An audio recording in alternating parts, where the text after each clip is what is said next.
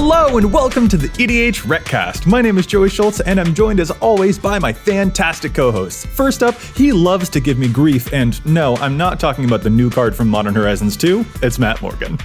You know, Joey, I finally had to come to peace this weekend with a hard fact to accept. I think cremation might be my last chance for a smoking hot body. Oh, don't discount yourself now, man. The ice cream is just too strong with me. That's pretty darn great. Next, he can't help but point out that the art on the card Subtlety, which contains a huge animated tidal wave, doesn't seem to actually be all that subtle after all. It's Dana Roach. Modern Horizons 2 has done a really nice job branching out, I think. Usually these kind of sets have good green cards that could have been white, but this time we got good green and black and blue cards that could have been white, so they really kind of expanded the space, and I appreciate that.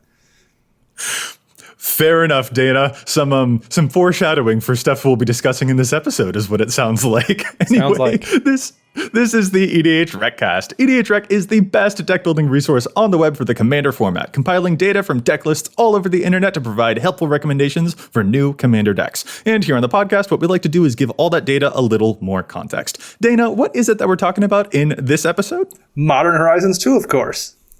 That we are taking a look at some of those, but it's a pretty big set, all things considered, so we won't be tackling all of it at once. We're actually going to spend a little bit of time with some of the commanders from the set, and then the white, the blue, and the black cards, and we'll get to the rest of the set in a future episode, because there is a lot happening on the horizon, so it seems. Matt, is that a good joke? Approval? No? The horizontal it was a joke. Yeah, it was a joke, yes. Factually, it was a joke. I can tell by how much you were laughing. Anyway, real quick before we get to our main topic here, before we start talking about all those Modern Horizon-y cards, let's take a brief moment to thank the folks at the Command Zone who handle all the post-production work on our podcast, making it look as awesome as it does. And of course, we want to thank our sponsors. They are TCG Player and CardKingdom.com. You can find them using the price info links on EDHREC or by visiting CardKingdom.com/EDHREC, and that shows your support for the show. And you can also head over to patreon.com/EDHRECast, where we have all sorts of patron exclusive perks. We have a patron exclusive altar sleeve that you can pick up. It's pretty awesome, but you have to be a patron to get it. So make sure you head over to patreon.com/EDHRECast for all of those exclusive content pieces. It's finally here. We're so happy to announce it. It's really good. It's real handsome. Real cool art by Ryan Peneff from the CCO podcast. Really, really happy with it. So go to patreon.com/EDHRECast and you can get one for yourself. It's so cool. Yep. And it's pretty awesome. And make sure, actually, just for submitting, we have patron exclusive shout outs too. So Jeremy Hughes,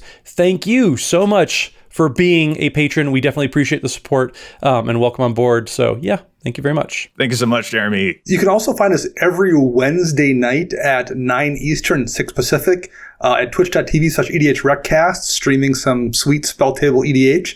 And we'll be joined this week by Nelson from Loading Ready Run. Ooh. Those friendly Canadians are coming down and going to jam some curd beard, eh? I don't know what you're talking about. Okay. All right. Let's get this back on the road. All right. Let's get to our main topic. We're just going to dive right in here talking about Modern Horizons 2. Specifically, we aren't going to be necessarily comprehensive about it because there's a lot going on in this set. So we will be missing some of the legends. But the ones that we've picked out to discuss here are the ones that we think when we take a look back in like a year will be the most popular commanders from this set. The ones that we're going to remember this set for having. So we'll discuss a handful of those first off. Guys, I guess we're just going to get straight into it. Matt, I have a question for you. What's that? Do you like squirrels? I don't mind them. Chipmunks cannot stand, but squirrels not so bad. Yeah. Okay, well then in that case I'll have Dana tell us a little bit about the squirrel commander, since you seem to be kind of wishy-washy on the subject. They're fine. They store a lot of nuts. So Chatterfang, Squirrel General for 2 and a green. It's a 3/3 legendary creature Squirrel Warrior with Forest Walk.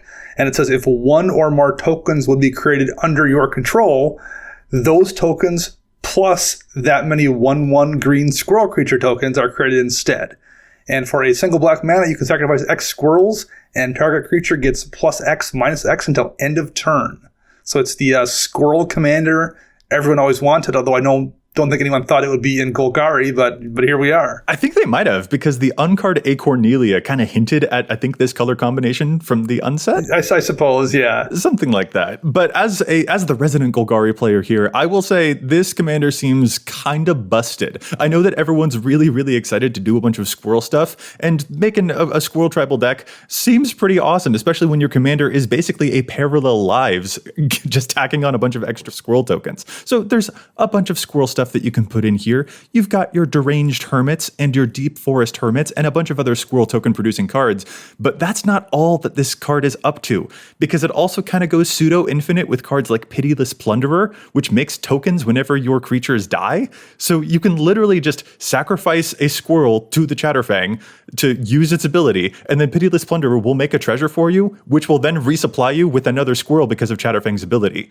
That's, if you'll forgive the pun, that's nuts. Well, and I think we missed the most important part of Chatterfang here, that he does also have Forest Walk. So he's a very, very Voltron-y commander. That's what I'm going to be doing with him. Just turn him sideways. But yeah, it's kind of crazy. Chatterfang, yes, like Joseph mentioned, has the combo potential there. So if that's what you're trying to do, you have just a very, very powerful Golgari commander. But also, there were people that actually were looking for some sort of squirrel tribal, and this set is just chock full of these squirrel synergies.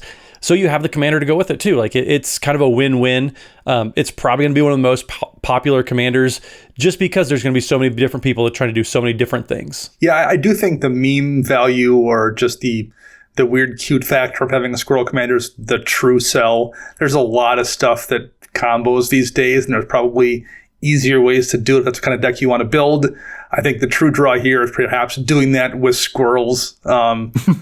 But that's two things that are attractive, right? It's a goofy meme deck, and it's probably pretty good as well. So yeah, that's going to guarantee it does see quite a bit of play, I'm sure. Yeah, I think another thing that folks will most likely end up paying attention to here is the ways that they're able to pump up all of these 1/1 creatures, because usually green is in the business of like overwhelming stampeding stuff and like making stuff bigger equal to what's already big on your field. But here you'll probably end up going more for the Beastmaster Ascension route, or you'll just end up with a whole bunch of Zulaport Cutthroat effects to combo up with those different like types of pseudo going infinites that we mentioned earlier. So a lot to like here, whether you're playing tribal or you're going squirrel aristocrats. Yeah, I tried coining that, Josie. Don't steal that from me. That was my tweet, not yours. Quit trying to make fetch happen. Yeah. All right. How about you tell us about the next commander then, Matt? Who's the next most popular one that we think might come from this set? Well, so Yusri Fortune's Flame is the new Izzet or Prismari, depending on what plane you're on. The blue and red color combination. It's a legendary Efreet for 1, a blue and a red for a 2/3. Has flying and a lot more text here. So whenever Yusri Fortune's Flame attacks, choose a number between 1 and 5. You flip that many coins. For each flip you win, you draw a card, and for each flip you lose, Yusri deals 2 damage to you. If you won 5 flips this way, you may cast spells from your hand this turn without paying their mana cost. So if you like flipping coins, like a certain guest that we had on twitch.tv/EDHRECast, you've got some new additions. Watch out. Wait, are you saying that Gavin Verhey maybe likes the coin flipping thing? Because we've already seen him do that with his Zinder Split and No Count deck. And I'm just saying maybe he's a little biased with the creation of this legendary creature. I don't know. I wasn't in those meetings. Yeah, I think it's a cool commander. I think the one problem is there's another commander and there's the same exact color group that does a super similar thing. So it's going to be fighting for decks with something else that's not necessarily better or worse. That always kind of hurts the commander in terms of how widely it's adopted. Mm-hmm. But people like doing this kind of weird, goofy chaos stuff, so it's going to get built for sure. Any reason to play Krark's Thumb, though, I think is probably the kind of thing that players are really into. Krark himself did also manage to become one of the standout partners from Commander Legends as well. So I think this is the kind of thing that players are especially in the mood for at the current commander building zeitgeist, maybe. And potentially there's a way that this type of deck might have a slightly different shape than the typical Zinder Split and Okaun. Like the ways that they're able to flip coins and draw a bunch of cards from one commander and pump up the other one, they can do some pretty insane stuff just by pumping up one creature. But this one, I think we might have a bit more like built around the card Chance Encounter, which if you flip enough coins can potentially just win you the game outright, which is maybe more dubious in Zinder Split and Okaun, but could be easier to orchestrate in this type of deck. And one thing worth noting too is if you do give this commander lifelink, probably with some kind of an artifact that does do a lot to mitigate the life you're going to lose when you lose a few coin flips. That is a really good idea. Like putting a shadow spear on this thing, so every time it attacks, you just have the potential upside of drawing cards. I'm really here for that. I will not be shocked to see a bunch of those all over this commander's page. Well, let's move on. I don't know if either of you two noticed, but we did have a new Selesnya commander, so we're going to talk about this. It's kind of required in my contract that we get to do this. So Sithis Harvest's Hand is a green and a white for a legendary nymph creature. It's a 1/2, and whenever you cast an enchantment spell, you gain 1 life and draw a card. It is an enchantress among enchantresses for only 2 mana. That's kind of like the wild part about this. Man, this is bonkers. This is absolutely bonkers. This card took a look at Tuvasa's once per turn restriction and was just like, move aside. This thing's insane. And laughed in Tuvasa's face. I will disagree. I think this is a fairly this will be a fairly underplayed commander that's not particularly good. I think Karametra does things with the lands. It makes for a different deck. I think something like Tuvasa that you mentioned has the advantage of protecting itself in blue. I think something like Sigarda protects itself with hexproof if you want to use that for your aura commander. If you want to go straight power, Siona is going to do a better job just being a strength engine. I think this is a recipe to get 2 for 1 or 3 for 1 at the second you put any auras on it. I think it's fantastic in the 99 of those 4 or 5 better commanders. But I think as a commander, you are going to routinely get burned when you try to do anything with it other than have it be your enchantress. And if it's just being your enchantress, you're going to struggle finding a way to reliably draw creatures that you can suit up that are going to be able to punch through and deal lethal damage to anybody. I think you're assuming this is an aura commander, and I don't think that's right. Like, Karametra is casting creatures, so Karametra isn't like naturally an enchantress deck anyways. Like, this card is absolutely silly. Like, you're going to be playing you're not playing auras, you're playing like Mana Bloom for 0 to cantrip and then just draw some cards. But you still need a way to win a game. I just think that there's 5 commanders that you can do similar things with that win games much easier than this ever will. Man, this is Enchantment Tiova. Like, gain a life and draw a card every time you play one of these things. If you use an effect like Flickering Ward, which is an enchantment that can return itself to the hand to play over and over and over again, this is an engine. Like, the enchantresses in an enchantress deck are the biggest engine in any deck. But we already have a dozen enchantresses in those colors. You're going to draw one anyway. You're in green. That's not guaranteed. You're in green, so you have all the tutors in the world to pick up creatures as well. It's just, it's as someone who's played a lot of Enchantress, it's just not a problem getting your engine online. You need a way to win games way more than you need an engine, because engines are easy to get a hold of nowadays. With a card draw source in my command zone, it will be easy for me to find my All That Glitters or my Ancestral Mask in the 99, and then you will just have your commander immediately removed when you try to suit it up because it has no way to protect itself. But you're not suiting this. You're not suiting your commander up. Like, if you put like 1 hexproof creature on the board and just go to town, like, then just put your hexproof creature in the command zone. It's just so much easier.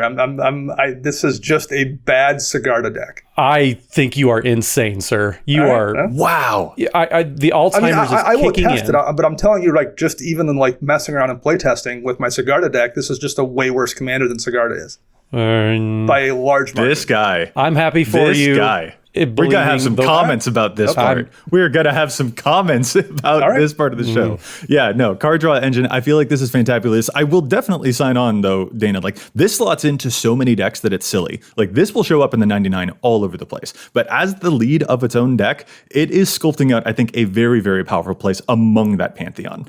Pun kind of intended there. It's absolutely going to be one of the top 5 Enchantress commanders in white and green. This guy. All right. I think we just need to move on. Hopefully, listeners, we've given you a handful of ideas there. But let us know what you think for sure. Let's go now to the 5-color commander from this set, which is named Garth One Eye. So he costs 1 mana of every color. He is a 5/5 human wizard, and he can tap to do one of the strangest things we've ever seen in the game. Choose a card name that hasn't already been chosen from among Disenchant, which destroys artifacts and enchantments, Brain Geyser, which is a draw X spell, Terror, which destroys creatures, Shivan Dragon, which we all know and love, big 5/5 dragon with flying, Regrowth, which gets you stuff back from your graveyard, and Black Lotus, which is, Black Lotus. You create a copy of that card with the chosen name, and then you cast the copy. So this can tap to create an iconic magic card right there. Just make a token of it, of whatever the creature or the permanent happens to be, or just cast one of those spells. You can only do it once each, but that is a really strange ability, and almost immediately players have found out how to break it with a bunch of cool combos. Well, yeah, heaven forbid those 5-color commanders people set out to break. So color me shocked. Completely shocked. Right. The idea here being that if he's able to get haste so they can tap right away, and if you're able to blink him with something like, for example, a Deadeye Navigator, he can choose new objects, choose the same object every time he comes in because he is a new game object. So he can be blinked, then come back in, make a Black Lotus, which you can crack for mana, then blink him again, and you can do that all over again and get infinite mana. And then he has the ability to draw you a bunch of cards by using the Brain Geyser effect. And from there, you can basically do anything at all. So this probably ends up kind of relegated to the combo engine machine as commanders go, but what a fascinating ability regardless. Yeah, it's a super cool throwback design that looks fantastic on the card, and in reality will probably be the same game every time you see it, unfortunately. Yeah, as soon as you said Deadeye Navigator, a lot of people are going to stop paying attention like I did. Yes, it's cool that, people found a way to break it, but I don't know, maybe I think commanders are more fun when you don't try to break them and just play them. So I don't know. Yes, it's just another 5-color commander that goes infinite. Kenrith already was doing that. Many commanders were already doing that. So yeah. This is a much cooler commander if Black Lotus wasn't an option, at least for me. It's also a much more powerful commander with Black Lotus as an option. So yeah. 6 of one, half dozen of the other. I feel like the real sin there is actually the Brain Geyser. I think that Black Lotus being an option is the cool part of this card, actually. But that's just me. Regardless, this is not the type of thing that has to be done as combo, but be aware that the stuff that you'll see on its page most likely will reflect combo potential. And so if you are trying to do something else with this commander, that it will require a little bit of extra digging, but that's the fun part of deck building. Let's round it out with one more commander here. Dana, talk to us about the Simic offering from this set, and the last commander that we think will probably rank among the top 5 from Modern Horizons. We have Lonis, cryptozoologist, for a green and a blue for a 1/2, a snake elf scout bowler plumber. Whenever another non-token creature enters battlefield under your control, you investigate. So investigate is a mechanic from the Shadows over Innistrad block where you create a token artifact that you can spend 2 mana to sacrifice to draw a card. It has an ability here that's 14 lines of text, I swear. You can tap it to sacrifice X clues, and target opponent reveals the top X cards of their library, and you may put a non-land permanent card with mana value X or less from among them onto the battlefield under your control. And that player puts the rest in the bottom of their library in a random order.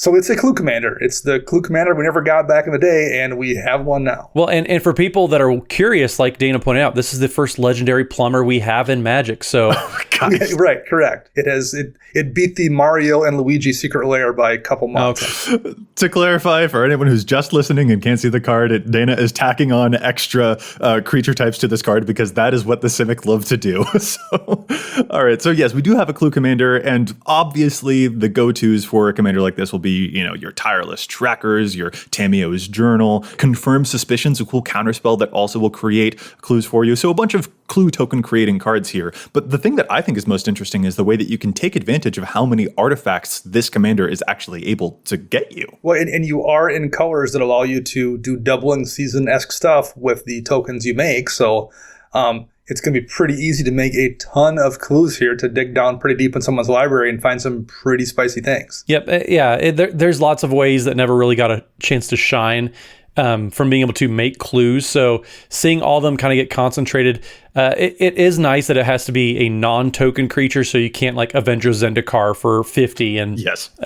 Get out of hand with this. So I like that it's very, very powerful as Simic is one to do, but it doesn't get completely out of hand without a little more work than the typical like AZ Tyrant of Dire Straits type of commander, Tatiova. So it is nice to see like a powerful commander that isn't just accidentally insanely broken. Right. You have to take some extra steps here yourself. But again, there's like quite a cool reward, I think, happening for those extra steps. For example, if you use an artifact like Inspiring Statuary, that will allow you to use the clues for mana if you want them to, or you can even destroy all of your own clues with a card like Rampage of the Clans to turn them all into bodies if you'd prefer. Or a personal favorite is that if you've got a lot of clues, you can slap the enchantment Mechanized Production onto one of them, and then you could potentially just win the game by having like 8 or more clues because they're all artifacts that share the same name.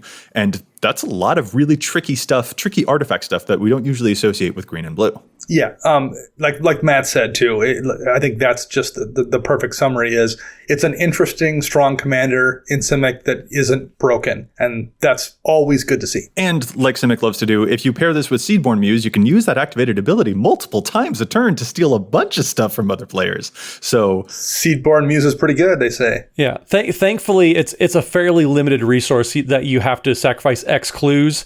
So yeah, you want to make sure you're managing your resources. I don't think it's going to be completely nuts with Seedborn Muse unless like you find some way to, and people will because it's Simic, but making like extraordinarily large amounts of clues. They won't be clueless like the 90s classic. Wow, deep cut. I like that one, Matt. Okay, so those are the commanders that we expect will rise to the top of the ranks here. But let's also take a quick moment to discuss if there are any other personal favorites that we have. Dana, I know that you are apparently a hater on Selesnya Enchantress, but is there a commander in the set that did kind of spark your interest, even if it may not end up as one of the more popular ones? I think Zavaz, the Glimmer Wasp, is hilarious. It's not good, I don't think. It's the 1 mana insect with modular. It's a modular commander. I think that's a fun design space. Unfortunately, there's not a ton of modular creatures, so you're just going to be running all of them basically in the deck. It's also in Boros, which tends to be kind of the weakest color combination as well. So there's a lot going against it. But I think it's got really sweet art. I think modular is a fantastic mechanic. And I think it's the kind of commander where when you win a game, you're going to feel like you earned that. You had to figure out how to make that deck work and do your stuff. And you deserve the W when you actually take it. So I think that's a neat commander. I'm a fan of it. All right. How about you, Matt? Well, I mean, there's lots of big green legendary creatures. So I automatically perked my ears up. Thrada Tempest Roar is just a massive dragon that gets cheaper as you know the more spells you cast that turn. Trample over Planeswalkers. It's the first time we've seen this, and like it's pretty interesting. Like a lot of times Planeswalkers can go unchecked, and it's kind of a Planeswalkers are kind of a fog almost because the people have to attack them instead of you as the player. So seeing that, I'm interested. And then like Eva, Ave, whatever you want to say. Like there's another legendary ooze in the set that gets out of hand so fast. Right, that one's got Storm, and the Storm copies will be non-legendary, and each one of them gets bigger for each of the others that you've cast. That one also does strike me as being potentially a little bit insane. Like, green is going into Storm as a potential strategy here, and the payoffs are enormous. Yeah, I'm a little concerned. Like, Storm's always been a real safe mechanic in the past, but now it's in green, so who knows? Maybe it's going to be super good. We'll see. Yeah. Fingers crossed. So Storm cards are always just a very safe design decision. Right. What could possibly go wrong? Indeed. And I think also we probably, this is one that I personally anticipated might be among the top 5, but I don't know if meme potential will necessarily carry it there. So it might end up being like the 6th most popular, or who knows where it could fall really. But as Martika dies to Nakoldakar, we also have to shout out here just because listeners are dying to hear us say that name. This is an interesting potential discard deck and food themed deck. I think the meme value can only carry it so far, unfortunately. There is like a weird restriction going on in the way that you can even play this commander. It's really fascinating to use food, but these are not like necessarily hugely food supported colors. It might end up being a new alternative for a Rakdos discard deck though, if players are not as interested in Angie Falconwrath, because that has also kind of devolved into being a bit more of a combo deck. This might be a more proper Madness deck in Rakdos colors that players can use. So we also have to shout out as Martika dies to removal. I heard you say a word and it sounded like supercalifragilisticexpialidocious, but I didn't understand what you actually said. It was about as much. Yep.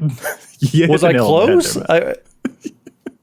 Closer than I would have gotten had I attempted to pronounce it. So yes, Matt, you were close.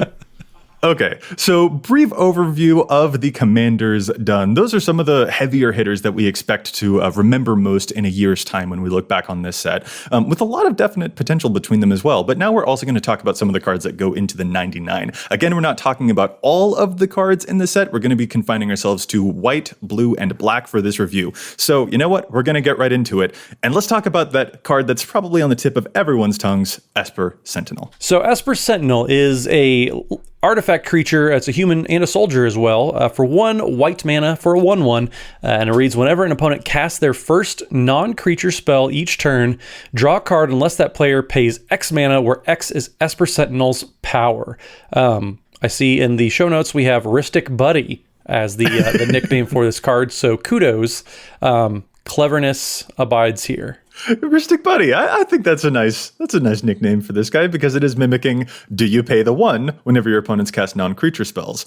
This has gotten a ton of hubbub online going on because this is a card advantage source in white. And I think especially Osgear players are looking really forward to making 2 copies of this artifact from their graveyard to get double up on those triggers, and the amount that opponents have to pay does scale up if this thing gets pumped up in any way. So there's a lot to be said about this one for sure. I kind of want to get your guys' feelings about it. Do you appreciate this card? Do you think it's like a new staple, as has been claimed? Or Dana, where do you think you're at? I think every time a white creature comes up with the words card draw on it, people go insane. And I think 99% of the time they're wrong. Oh. I think people are terrible at evaluating white card draw staple to creatures for the most part. This one's quite good. I think there's a lot of decks where it's really, really good. Like, if you're playing mono white Elish Norn, it's just going to be a colossal pain to play around. Or, something like Heliod, where you're going to be able to bring it back as a 4/4. Or, an equipment deck like Arend, where it's very easy to just throw stuff on it for no mana, and suddenly everyone's got to spend 9 or you draw cards. I think there's a bunch of decks where it's super powerful. I think there's plenty of decks where if it draws you 1 or 2 cards, that's pretty decent as well, or where the artifact component of it really matters also. I think staple's a strong word. I think something like Smothering Tithe is a staple because if you're playing white, Smothering Tithe is almost always a correct choice for your deck. I think there's plenty of situations where you have access to white where there's going to be better options. I think it's a very good card, and I think people went a little overboard on how good it is. Yeah, it's like you said, Dana, it's a fine card. I'm sure plenty of people will find some spaces for it. It's whenever an opponent casts their first non-creature spell each turn. So it's capped. Like saying it's a Ristic Study, I don't agree with that, or a Mystic Remora, anything. But Joey did say it does scale up, and I agree. Scale up with this card is very good because they have to pay 6 mana tax to cast their spells without getting a draw effect. I think it's fine. Like in creature-heavy decks, I think it'll be fine. It's a creature though, so it's very easy to interact. So you can play this, and then somebody just answers it immediately, and then they pay the tax, and yeah. It's an artifact creature, so it's the 2 most vulnerable creature types. Exactly, yeah. So card types, excuse me. It's very, very easy to get rid of. I would be worried about that. So if you have some way to like pump it up or protect it, sure. But I wouldn't count on getting a lot out of it because, it is 1 and it's very, very easy to get rid of. Yeah, Esper Sentinel strikes me as a step in the right direction, but not a stride in the right direction, if that makes any sense. Like, this is good, but it's relegated basically only to decks that do not include blue or black or green. And I have a feather deck that I'm still not even sure that I would necessarily play this card in. So there is like extra finesse that is required for this to be able to shine. Something like a Teshar deck, for example, that can get it back a whole bunch or take advantage of the fact that it's historic. So there's a lot of praise to be had about it, but it doesn't quite achieve the level of super staple that I think a lot of the conversation online was making it out to be. Although I would much prefer something like this over a Smothering Tithe that is a super staple. Agreed. We just need 8 different versions of this, so like every deck can kind of have their own and you can mix and match. So I agree, it's a really good start, and we just need to see where we're at in a few years once we've gotten one of these per set. And particularly, we need to get like more of these per set, and not for other colors to be making 8 per set, as is often the case, including in this set. We'll talk about that in a future episode, maybe. Well, up next here, we have Nykthos Exemplar, a 4 white for a human soldier, a 4/6.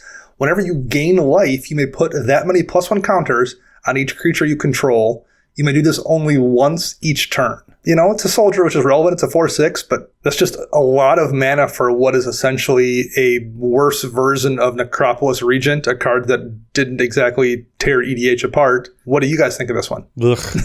Really? Matt, you don't like this one? So 6 mana is a lot for one creature. The fact that this doesn't trigger itself, it doesn't have lifelink built in. It's like, I love the effect, but I hate that it's so expensive. Like, if this were green, it would cost 3 mana. And it would have lifelink and hexproof probably or something. But like, yeah, I like Dana pointed out, like Necropolis Regent is probably just better than this. I hate that they're so safe with white design. Like, if this even had lifelink on itself, I'd like it more. But 6 mana to not be able to trigger itself, like, I wish I liked this card more because I really want to. Wow. This is a super perfect example of an overly conservative white design on a card. I agree. So I agree that there is a conservative aspect to its design, that they put some restrictions on this one. Like, it is not Archangel of Thune, which triggers on every instance of life gain. Sure. But Archangel of Thune is still only giving you 1 +1 counter for each of those. And also Archangel of Thune, because it is a every instance of life gain situation, leads itself to infinite combos a little bit more regularly than maybe we all want. Particularly though, this is a card that does excite me to play white. Like, this strikes me as being very, very good in a life gain deck, because coupling this with a Beacon of Immortality sounds pretty darn good, y'all. It gives you a win condition in those life gain decks that sometimes struggle to find a win condition, maybe. So I'm on board with that portion of it for sure. Yeah, like this card doesn't make me go ugh the way that it did for Matt. I totally get that, like, there are tweaks that could have made this a little bit more, a bit more exciting, but I still think it is exciting regardless. Like, this is a payoff that allows you to choose when you will get the counters, that I'm still like, I appreciate this design, even if it is a lot of mana. Yeah, if this card were 4 mana for a 2/4 with that effect, I'd like it a lot more. That's fair. But like, the fact that it can't trigger itself is the part of this card that I get hung up on. That's fair. But also, Beacon of Immortality, that's a lot of counters. It has no evasion though. You chump block it with all those. You'll have tokens. You'll have tokens. White's good at tokens usually. We'll be good. We'll make tokens. This card needs a lot of help, and I think we're spinning our wheels on this one. If I don't like it, then it's saying a lot. Tell us about our next white card then. All right, well, Search the Premises. It's a perfect card for all those green-white Enchantress decks you're going to be building out there, everyone. For 3 and a white for an enchantment, whenever a creature attacks you or a planeswalker you control, you investigate, which is, again, making those clues that you can pay 2 mana and sacrifice it to draw cards. I think it's fine-ish, okay-ish. It's super okay. Yeah, 4 mana is a lot for this. Not to keep comparing stuff to green, but it wouldn't cost 4 mana in green. It would be 1 in a green or something. And clues are really useful. I like them, but 2 mana is a lot to draw a card as well. I think you probably need to have some extra synergy in your deck that cares about perhaps the amount of artifacts you control or something. It's really close. I'm probably going to try it out, but it's only fine. I don't like that it's fighting against a lot of other white kind of prison pieces either, where it's making it hard to attack you with like Ghostly Prison effects or Norn's Annex. So the fact that you're making it hard to be attacked and then this rewards you for getting attacked, I just think it goes against what white typically is trying to do in these types of situations. I think the best comparison to this one is probably the card Cunning Rhetoric from the Commander set previously, the 3 mana black enchantment that steals a card off the top of an opponent's deck whenever they attack you. And players are probably discovering pretty quickly that this is not the deterrent that they expect it to be, and it's also not the card advantage source that they want it to be either, because it gives opponents too much choice in that situation. So it's a card that we have to address here, but that still unfortunately doesn't excite us necessarily. Yeah, it's 6 mana before you draw your first card. Right. What's going on in the rest of white? Well, we have Serra Emissary for 8 mana, so 4 white for a 7/7 angel. When it ETBs, you choose a card type, and you and creatures you control have protection from the chosen card type. So, You have protection from creatures or instants or sorceries or whatever you pick, I suppose. 8's a lot of mana. It costs 7, Dana. 7. Sorry, 7. 7's a lot of Learn mana. to count, friend. But angel decks like to play giant, expensive angels. So, I mean, this will be a casual all-star, I would imagine. You'll see it in a lot of kitchen table angel-style decks. And it's an interesting thing to do. It's a perfectly neat card. That's what I will say. It feels like a card that should have been in a precon. Yes. Where like maybe there was a lot of tribal synergy in it. But kind of like what you alluded to, Dana, I think this is going to show up in more decks than will be on EDHREC. It'll show up in decks that we'll never ever see. Exactly. Yeah. It's going to be a kitchen table.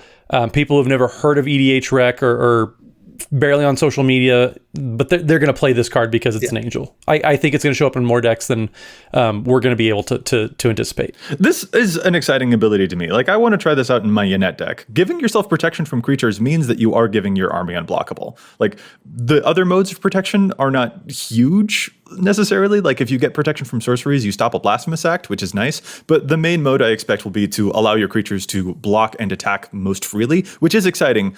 The 7 mana is just a big ask for especially if you are building Angel Tribal, a tribe that already has a lot of other cards at that mana cost. So the next card we have here is Out of Time. That is an enchantment for 1 white, and it's kind of a board wipe, kind of.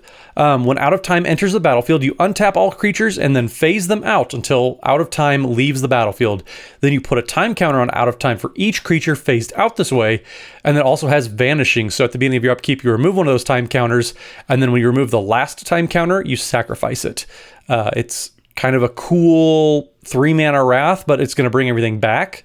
I'm kind of curious what you guys think about it, because I'm not sure I really know how to evaluate this one. I want to like this one. I want to like this one. Like, if you get rid of 11 creatures, they're not coming back. Vanishing for 11 means it's just not coming back.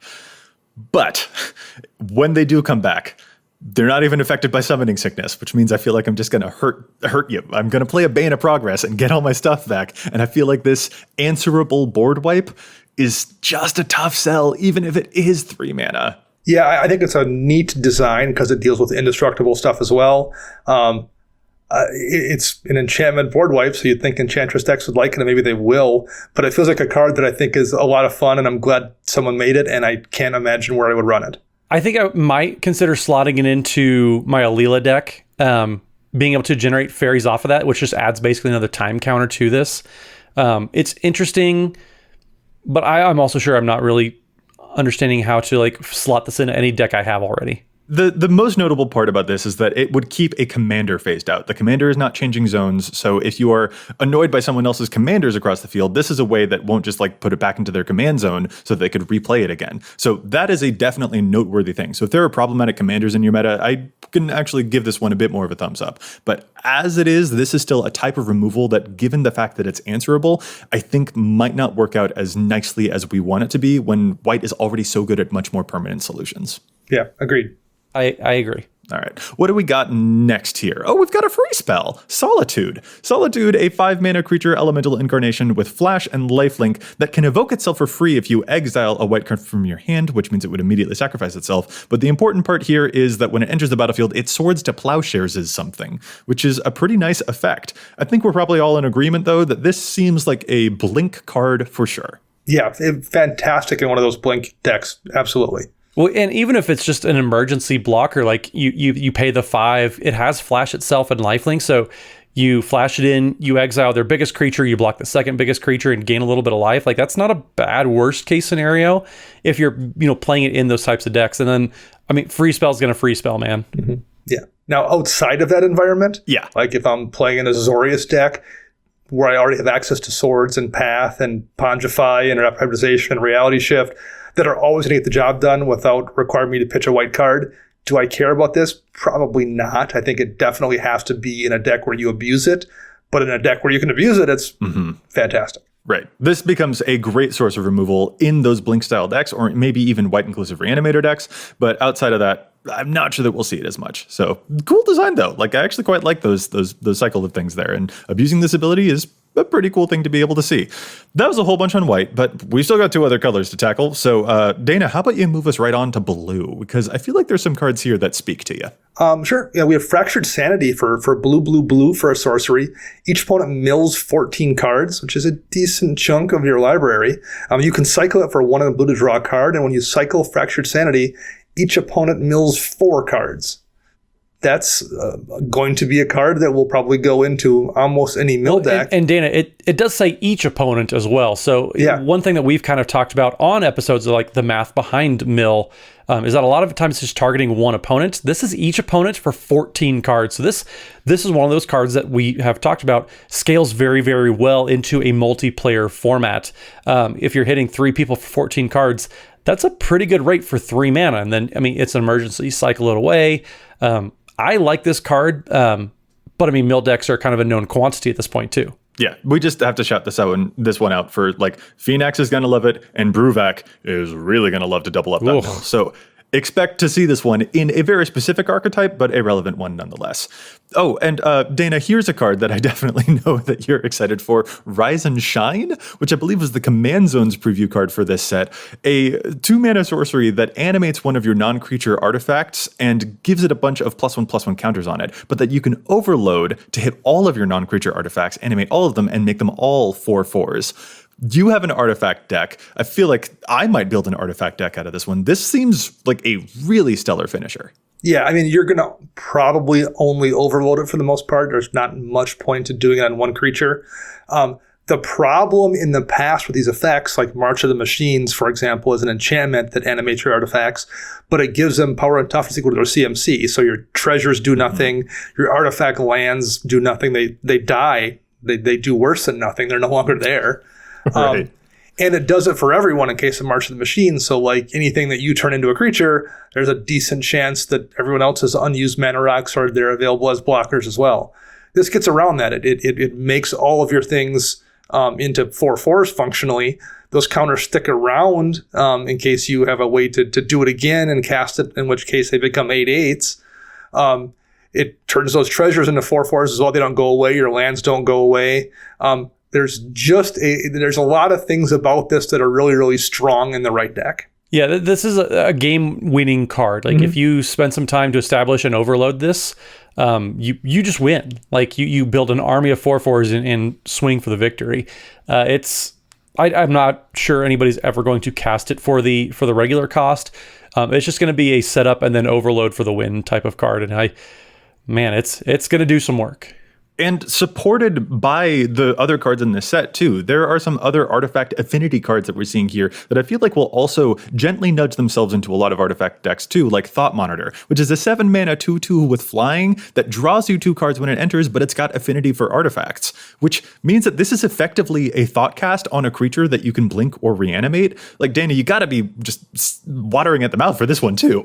You don't even need to blink or reanimate it. Like if you're playing the kind of deck that would want to run this, an artifact deck, like whether it's My Vela deck or a Brea deck or an Urza deck, this is just going to be a 1-mana draw 2 and leave behind a 2/2 with flying. Like it's going to be a much better Muldrifter in any of those decks. It's an excellent card in an artifact themed deck for sure.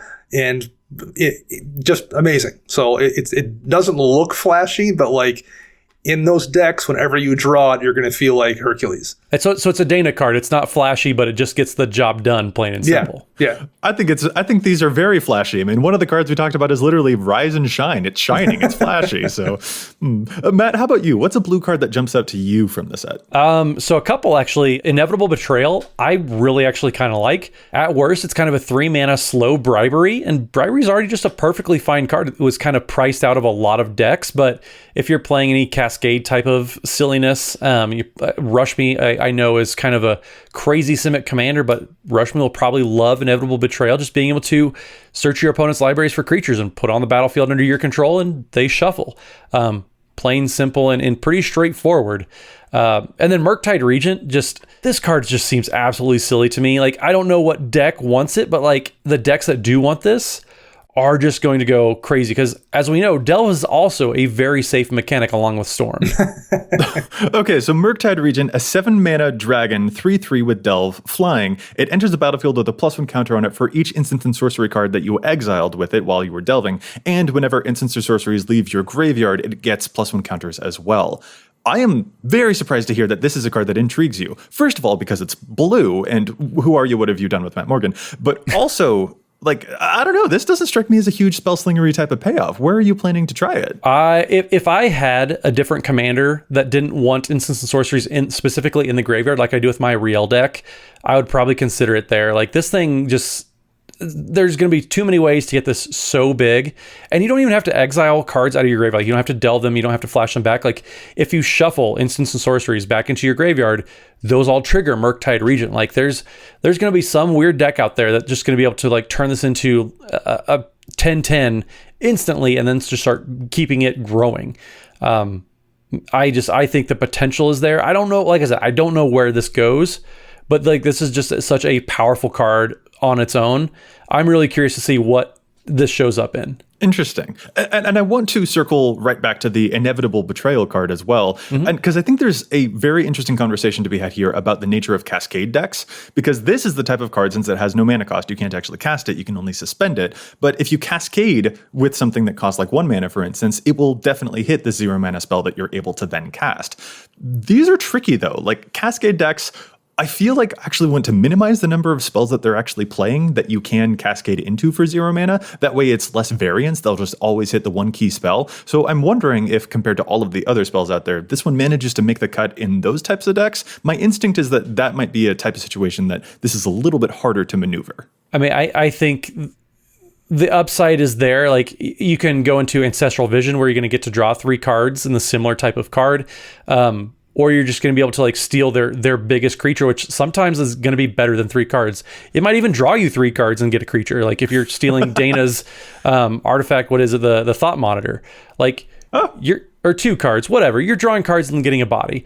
I think this is just a really neat card. You know, that's fair. And I suppose suspending it isn't the worst thing in the world. But, you know, a cheaper bribery, I can get on board with. I don't know if I'll end up using it, but I can certainly respect the idea. And the name is God tier on a mimetic level. Like, absolutely, absolutely great. So real quick, before we move on to the last and best color, which is black, that we'll be discussing in this episode, we've just gone through a bunch of white cards and then a bunch of blue cards.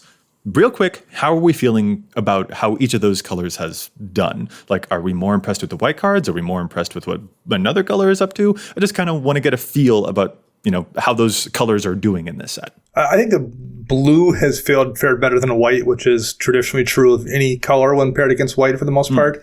I think white has really made some strides in the last year-ish or so in terms of commander cards. But this feels a little bit like a set that was perhaps designed with white in mind prior to the changes they've made for commander viability. It feels like the white cards were something we would have looked at a year or a year and a half ago versus some of the things we've seen in the last year. And Matt, what do you think? I tend to agree. Like, it's nice that white's getting some new things. They're playing around with a little bit of space. I mean, my complaint with Nykthos Exemplar kind of applies to a lot of the white cards. Like, I just wish they weren't playing it so safe, because even if Smothering Tide, they did maybe push it a little bit. It's also not breaking anything. It's just an extremely powerful card, but other colors have other extremely powerful cards as well. Like, I just think that white was a little reserved. Blue has some interesting things. Like, I like the space. Like, Rise and Shine is just a very cool card that also just happens to be very powerful. I like that they're kind of scaling mill to kind of fix those issues there. So they're doing some cool things in both of the colors. Just, I wish they weren't as reserved with what they're doing in white. I think that that's fair. I do think that white, in a way, kind of fared a little bit better. Not a lot a bit better. White, I think, was gesturing towards some more general applicability, and blue, the most impactful cards, seem to be very niche in particular. Like, this is definitely a card for mill. This is definitely a card for artifact decks. And white does have cards that might be a bit more generally applicable, which is nice, but also I think speaks to the fact that white probably is in a position where it needs more generally applicable cards. So again, it's a situation of steps, not strides, but that is a comparison to make for me, is that the blue cards seem to be more niche application than the other ones we've seen so far. I mean, it stinks to me that Late to Dinner is a common and might be one of the most played white cards to me, which you can just grab a creature from your graveyard and put on the battlefield, and then you make a food token. But like for 4 mana, like it's fine, but like that might be one of the most played white cards. I don't think that's true at all. Come on. All right. Well, you know what? You just named a reanimator effect right there. A card that gets something out of the graveyard and then puts it right back into play. So let's tackle black real quick. And I'm not kidding. This will actually be one of the faster parts of the segment because black is dealing with a lot of reanimator stuff, and the most impactful cards from black do seem to be along the reanimator lines, because you've got a new version of Entomb, which is called Unmarked Grave, to get a non-legendary card right into your graveyard. There's also a card called Persist, which returns a non-legendary creature from your graveyard to the battlefield with a -1/-1 counter on it. There's also a creature that can entomb in this set called Vile Entomber, and a Young Necromancer, which is a creature that can reanimate stuff. As the resident reanimator player, I am loving this. This is a lot of attention towards reanimation. Again, it's kind of niche compared to like all the stuff that black can do, but these cards are giving me life and death. Yeah, I think the biggest problem with all these cards, and they're all very, very good and very, very interesting, is they're competing with maybe slightly better versions of these cards that already exist.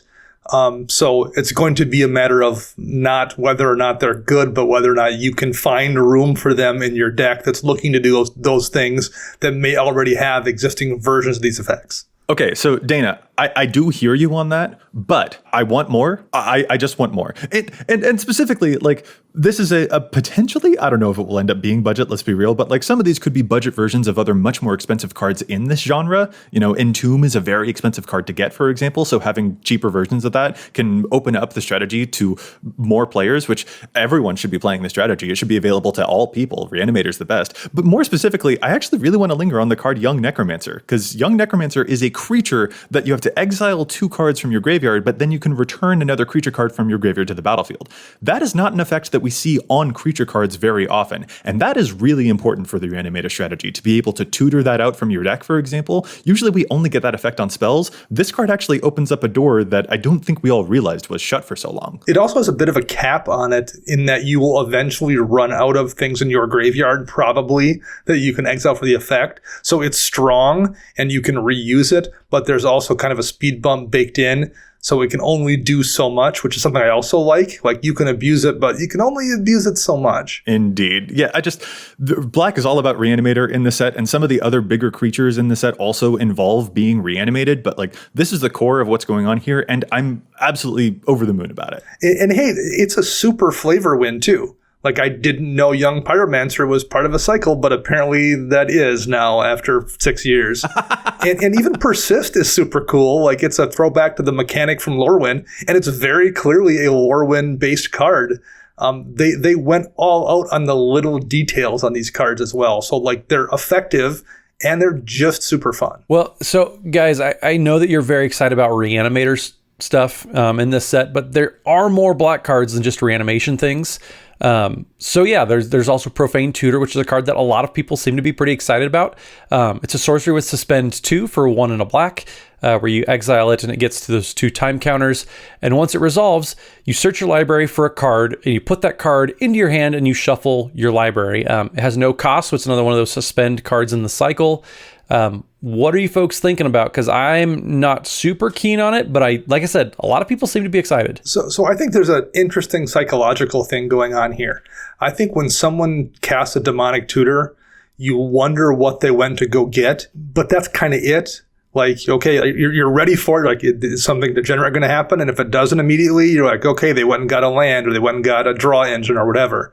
I feel like this is going to set up this thing where you're like, in 3 turns, something crazy is going to happen. I need to kill this person before they can do their crazy thing. I think waiting a long time for your tutor isn't a lot of fun either. It doesn't function to solve a problem immediately. Like, I run demonic tutors in plenty of decks, none of which are going to combo. It's almost always to go get an answer to a problem. This doesn't do that. So for the most part, it's only going to function as a way to go get your game-winning piece, and that's going to bring a lot of heat onto you, I think, in a way that maybe other tutors don't. That strikes me as a pretty fair analysis. The delay on an effect like a tutor is a much bigger price to pay than a suspend effect on other types of cards.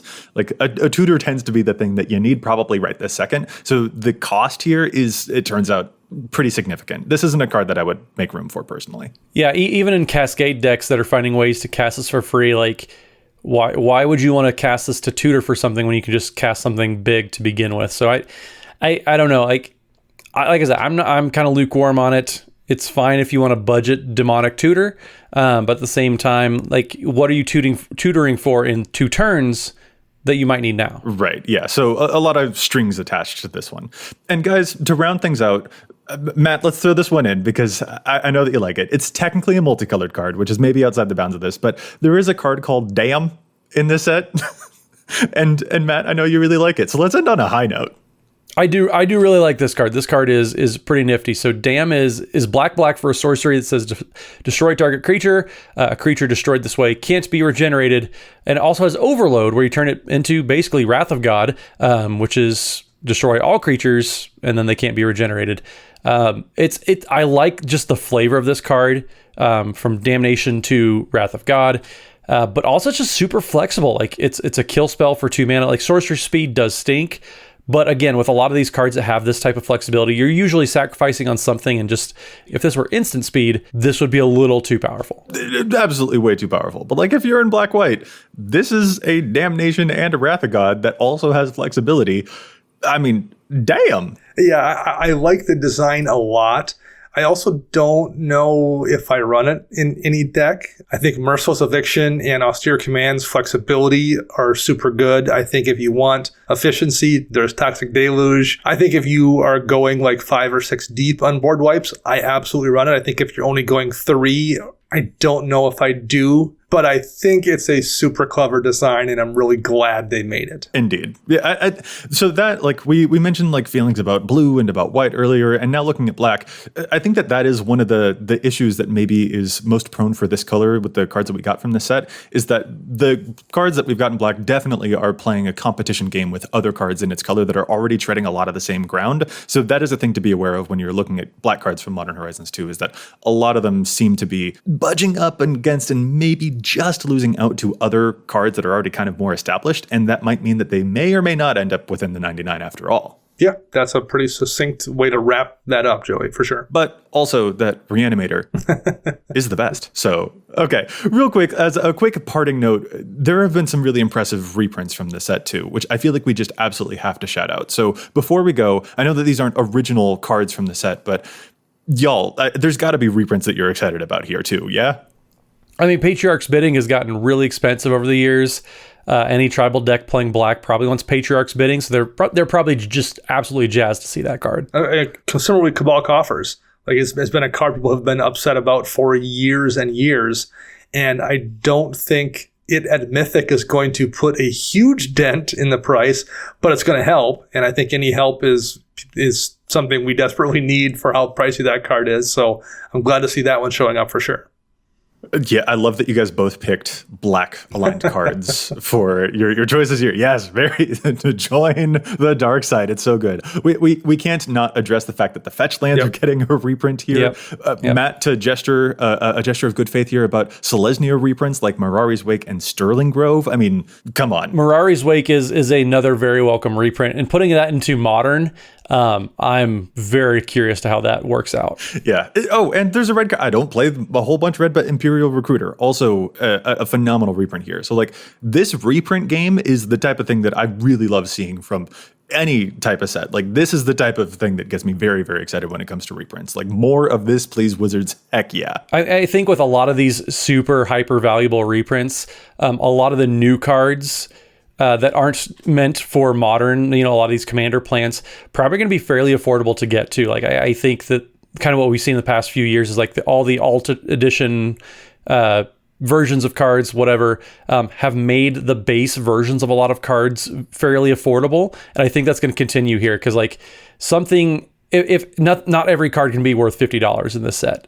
which means a lot of cards are going to be fairly cheap. Yeah, I think you have two factors. You have the alt versions that are going to drive prices down, and you have the fact that this set is just so stacked. There can only be so many like $10, $15, $20 cards that there's going to be some really, really good things whose price is going to be rendered affordable just because there's only so much value they can jam into an individual box. Yeah, I'm absolutely into it. And we're not actually done. We still have red cards to discuss, some artifacts to discuss, and lands to discuss, and a whole bunch of green cards to discuss as well. But so far, taking the temperature in the room, Matt, seems like we've got a tentative optimism about Modern Horizons, or maybe a more exuberant optimism about Modern Horizons too. It's a great set altogether. Like even the cards that we're kind of lukewarm on, like they're still going to get played. This set is just silly. It's absolutely silly in a good way. Yeah, it's unbelievably fun. Like even the cards that I didn't love or anything, there's so many flavor wins and throwbacks and finding ways to make mediocre mechanics like converge into actually very interesting good mechanics, or bringing back stuff like Living Weapon that we'll talk about probably on next week's show. It's the most fun set I've seen in a long time for me, in just in terms of like how much I've enjoyed reading the cards. It's just been a delight. I just can't wait until Matt manages to pull off that classic line, "Curse your sudden but inevitable betrayal." I mean, we know what's going to happen. It's inevitable. Well, that's all we've got for this episode. We'll be talking about the other cards from Modern Horizons 2 in a future episode, so look forward to that review and what we have to say about all of the red and the green and the multicolored and some artifact cards and lands happening. God, there's so much happening in this set, but that means I think that this episode probably has to be called to a close. So fellas, if our listeners would like to get in touch with us, where is it that they can find us? Matt? So you can find me on the Twitters at Mathimus55. That's MATHIMUS55. And don't forget, we are streaming Wednesday evenings. The games are always super, super fun. So make sure you tune in because it's just a treat. And Dana. You can find me on Twitter at Dana Roach. You can hear me once a week on my other podcast, CMDR Central, and I write articles once a month for both EDHREC and Commander's Herald.